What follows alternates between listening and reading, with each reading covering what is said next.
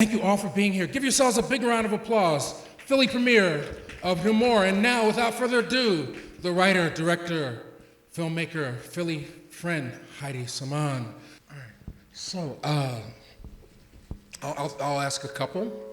I'll throw a couple softballs, and then we'll open up for the audience. Is it hot there? And I said knock them out of the park. Oh, you're gonna knock? Yeah, you got a lot of friends here. This is Philly. This is the Philly screening, and everybody came out in the cold to experience this. Congratulations. Thank you. So I guess the first thing, so first-time filmmaker. Now you shot in L.A. Was it written for L.A.? That's the first thing I'm gonna get on your case about.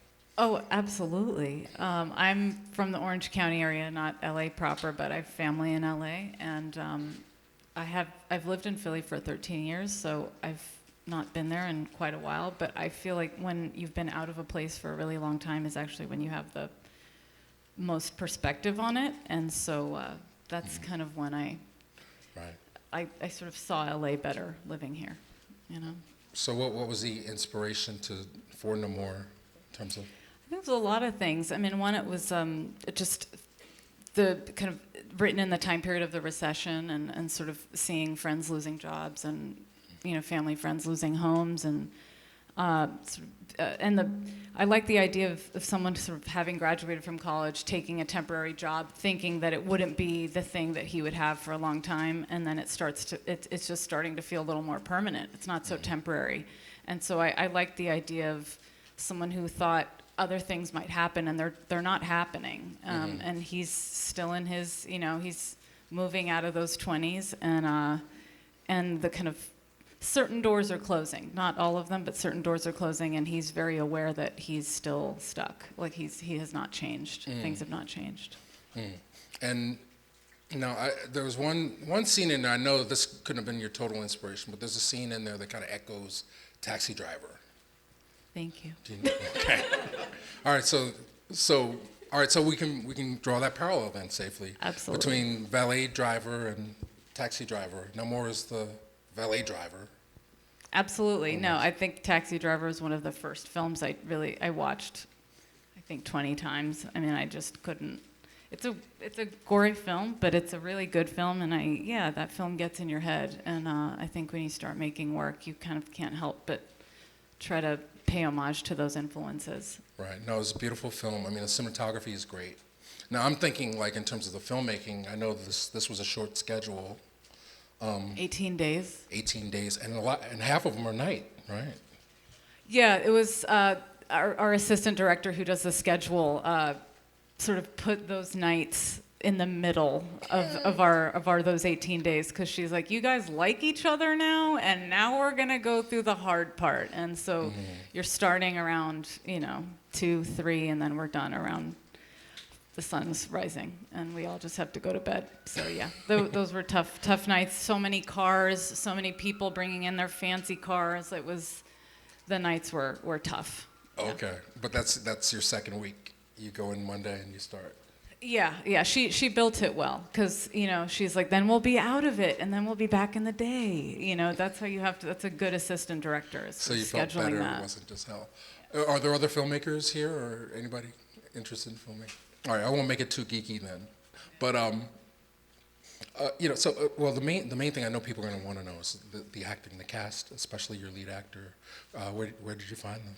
So Karim Saleh is someone I'd seen in 2 films, an independent film called The Imperialists Are Still Alive, and then he was in this Lebanese film that was actually banned from Lebanon called The Attack, and he had a supporting role in both of those parts, and I just sort of watched him and was like, this guy could do more.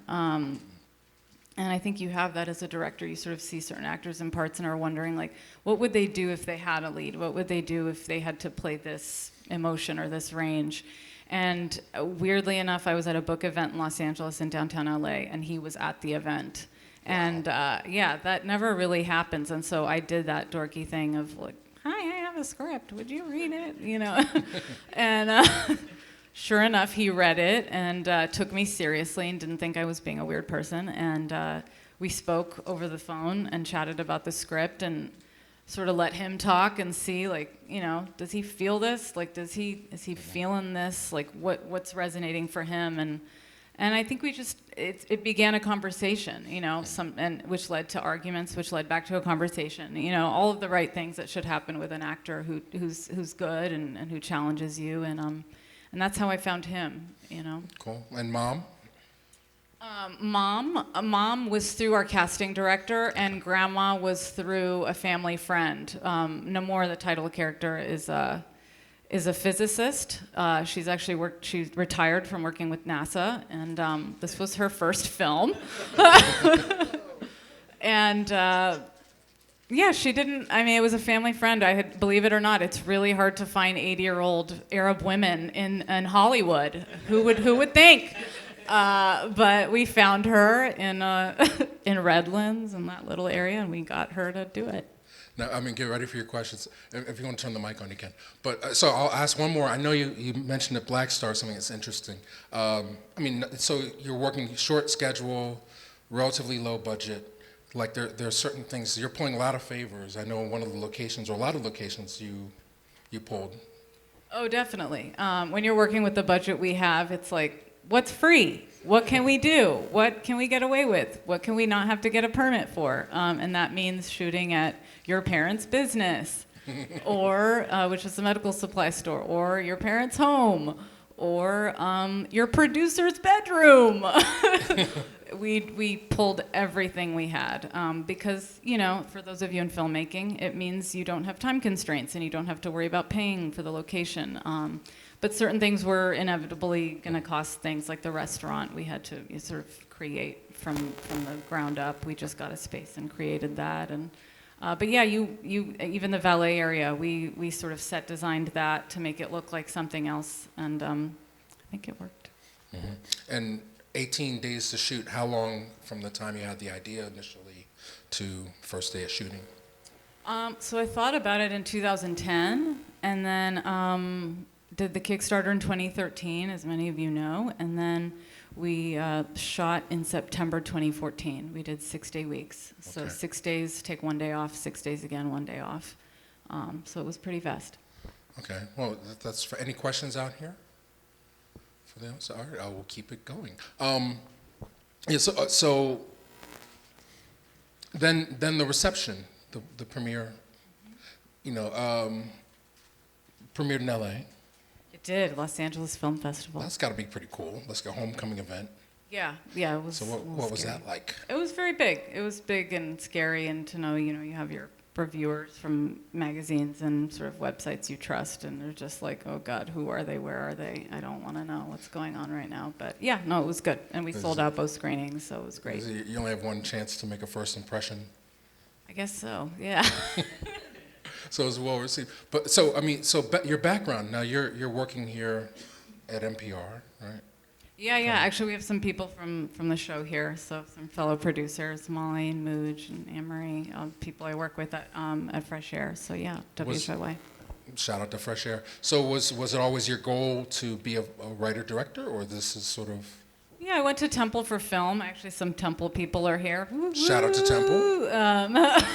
And so I went to do my MFA there. And so, yeah, I thought just get into production, and then I loved working. I loved the show at Fresh Air, and so then I decided to work there. But yeah, I've always wanted to make the first feature. That was something that was like, wanted that to happen. Mm-hmm. Who knows what happens next, but that was definitely the goal. Well, what was the trigger? What was the trigger to say, all right, now I got to do it, regardless of how much money I have or whatever? I got to make this movie now. Well, I had been writing it, and I think it was my husband who just said, you have to, you need to get the money to do this because people are telling you no. And he said, you should do a Kickstarter. And I said, but I don't want to beg for money. And he said, it's not begging for money. And it wasn't. People actually gave money, and I hope they're happy with what they gave money to. You got investors here now, some right? of you guys are here. But yeah, that's how it began. What was the perk? I'm just curious. This is my goofy aside. The perk? What was the perk? What do people get? Well, it depends on how much you gave, but most people got a link. You should have gotten that. I hope you got that. And yeah, it's a little static. Oh, I think it's keychain. That was a nice keychain. little thing. And the wrap party, $75. Okay. Any executive producers up in here? They throw out the big bucks? They're in LA, yeah. They're in LA. Well, every little bit counts. We have a question back here. Okay. Is it working? Okay. As a creative person, I know that you can have a lot of ideas in your head, and there's so many things that you want to share with the world. And I also know that the world isn't really kind to creative people, so they're not just going to throw out money so that you can do that all the time. And so I know that you struggled with this movie financially. And so I'm just wondering, why did you choose to pursue that single idea as opposed to another one that you probably had? Why did you pursue this one? I think when you have, like the character can appear to me, and I can't describe it other than it feels urgent. It feels like it has to get made, you know?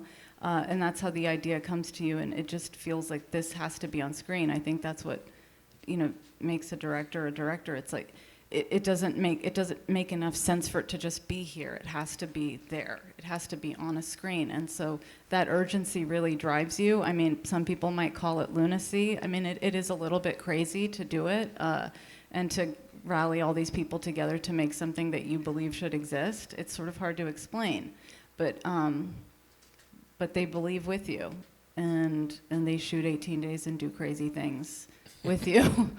So yeah, I think it's just urgency. It just feels, I mean, for the filmmakers here, I think we know how it is. It's like it has to get made. It just has to. We have to bring the mic around. Yeah, he's coming around. Yeah, he's coming real fast. Yeah, yes, yeah. Hey, it was awesome. Thank you. Yeah, you did a great job. I want to know what the lowest moment was in the whole process, because I mean, you're talking years and years and years and years, and I know there's a lot of ups and downs. I'd love to hear that moment that you were that the lowest moment, and what that was like and how it came back out. I think the two hardest moments that I really wasn't prepared for was how hard it would be to raise money. Kickstarter's one part of it, but there's a whole other part of it that's quite difficult. That I was not trained to do at Temple, that I've never really been trained to do, which is really pitch your project and pitch it to people who are pitched to quite a bit. And how do you make it interesting, and how do you make them want it? And without the money, you can't get started. You just can't do anything. So the money, without a question, this was, I mean, with everything in, this was under $200,000. But the other hardest part, which again, I was not trained to do, is this distribution part, which is preparing your film to make it to this. It's a lot. There's insurance, there are rights, there's title, I mean, there's just so many things that I wasn't aware of that to execute it all the way through, it was quite stressful. So you have to have really kind, patient producers who can just go through it with you. But those are the two hardest parts. Shooting is quite exhilarating because you have your team now, and you have the money, and you have the tools. But those before and after, it's, you know, and it's a lonely part too. It's like, it's just the lonely parts of it. Well, can I just piggyback on that real quick and then so film school, I mean, going to Temple, I think there's a mute button on there if you need to. Film school, what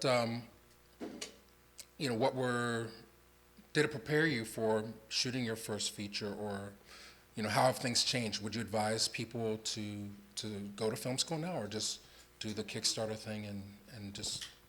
I've never thought film school was mandatory for anyone. Film school was helpful for me, but I think everybody's different. I always tell, you know, especially undergraduates, like, study something else besides film, because you have to have something to say.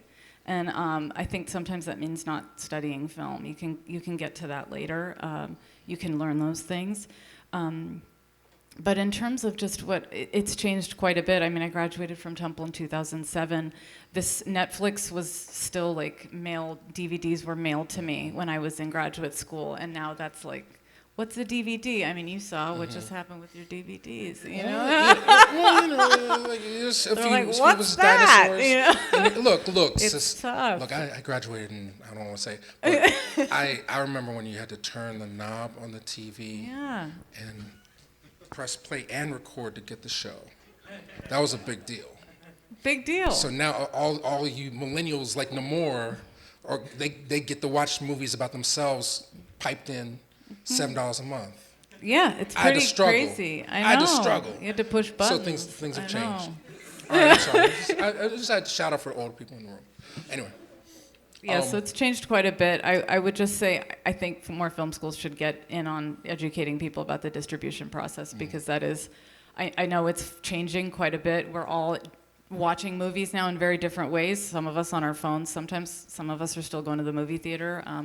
And most of us are probably in our bed with our iPad, with our heating pads on, watching movies. So it's just changing, and I think you have to be ready for all of that. You just have to be, even Arrays changed the platform. They used to really promote showing films in theaters for a week, but that's not the way now. It's all gearing to, Yeah, and Netflix. Did the Kickstarter give you the bulk of your budget, or you had to go and raise more on top?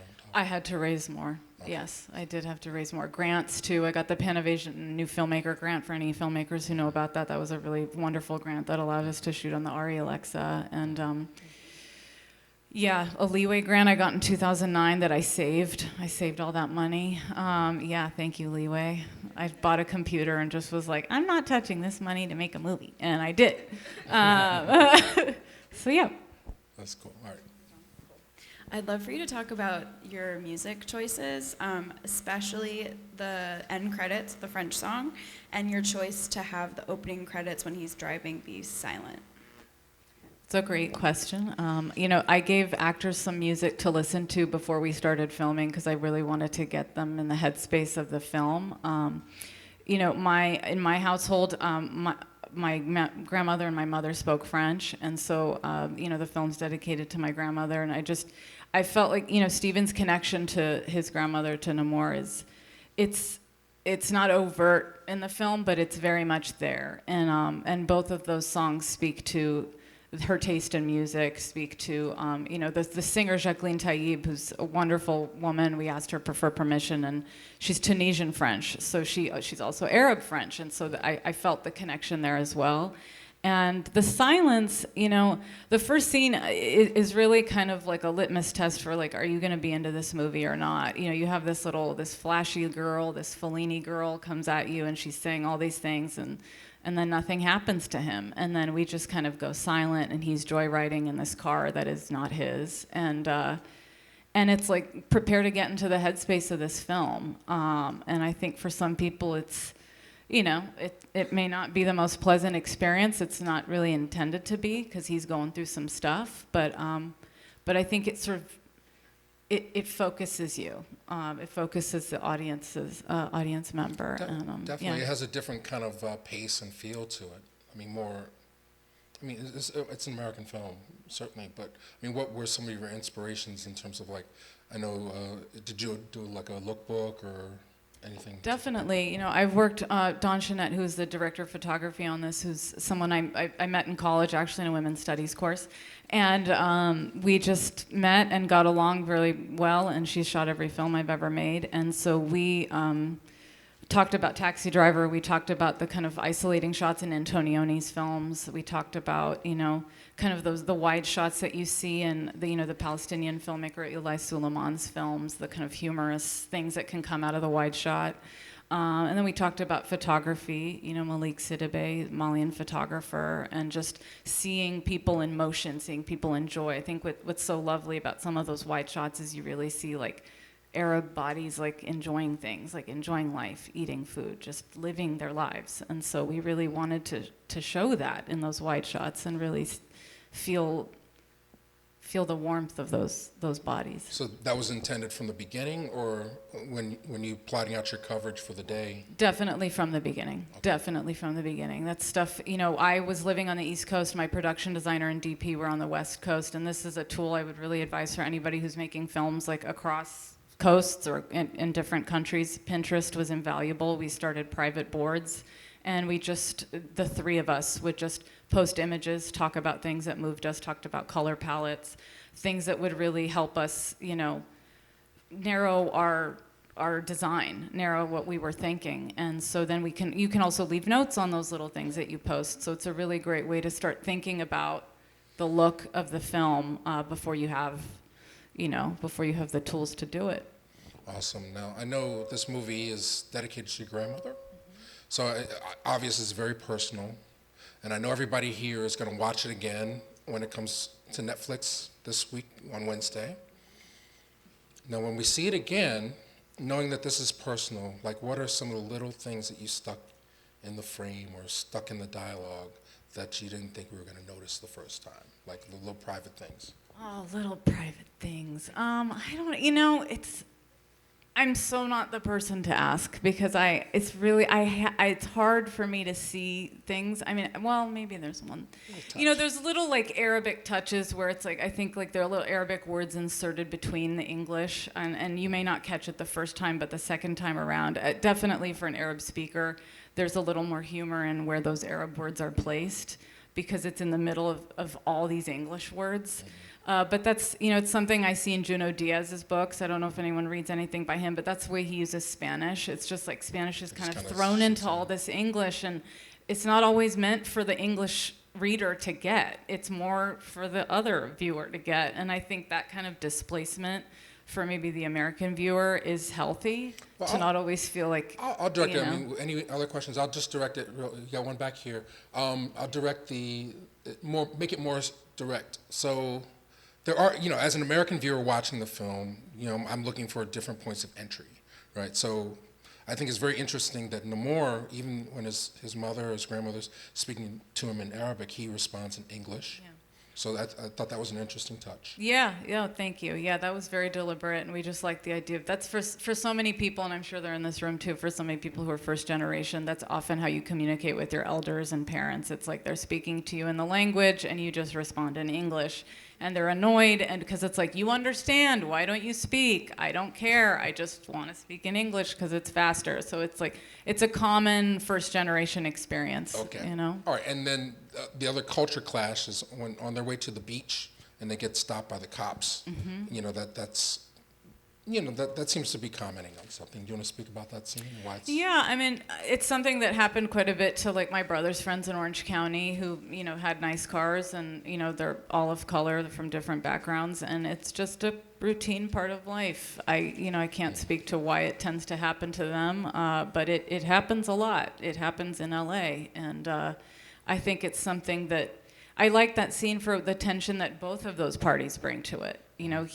I felt like the police officer, the way he performed it, the way we talked about it, he's aware of what this moment means. Mm-hmm. And so are they. Everybody's coming at it with different things. The one person who might not be totally aware of it is Grace, the girl, who's kind of stuck in the middle. And definitely Milo. Milo does not get it, the dog. Milo was not aware of what was happening in that scene. But Shout out to PETA. Yeah. No animals were harmed by the police? None of them. Okay. Milo's fine. Okay, Milo's fine. We had a question back here. No, it might be off. Can you help him? It might be... Since you were saying it's going to be on Netflix on Wednesday, I'm one of those few people maybe that I love to use closed captioning. So since you mentioned that you have a little Arabic inserted, how are they going to have closed captioning for your movie? Oh yeah, I paid for all of that. All we right, got you covered. No. That's another part of distribution you don't know about. You got to take care of closed captioning, and it's moved. It's positioned differently for subtitles. So yeah, I learned a lot. Arabic, English going back and forth. It's a little... Oh yeah, we got you. Don't worry about it. Shout out to deliverables. And shout out to your lawyer for making sure everything is I's are dotted and T's are crossed, and that we at Array can share this movie with the world. This is big. So I guess what's next, and how does it feel? Is it a weight off your shoulder? You have a few more dates that you're showing this at. But. Yeah, I think it's really great to screen it with an audience and see where you guys laugh and don't laugh. You laughed at most of the right parts. But yeah, it's nerve-wracking. It's nerve-wracking to sort of see it come to something this wide. Everybody can access it, but it's good. Films should be seen, so hopefully people will watch it. And as far as what's next, I'm writing, and I'll sort of leave it at that. I can't sort of say what the things are, but we'll see. You have room full of new fans. Hope so. Yeah. Come out and support. Now, so where can people find you? So when you do unveil your next child, we can support, do the Kickstarter, get the keychains. Yeah. Get the t-shirts. keychains. Yeah. Well, I can't even go You there don't wanna yet. do that I can't. anymore? You That's a don't wanna lot do of that work. anymore? It's like running for office. I always say doing a Kickstarter is like running for office. So yeah, we'll wait. We'll wait till that. has Okay, to but where come. can people find you? I'm, on Twitter. I live in Washington Square.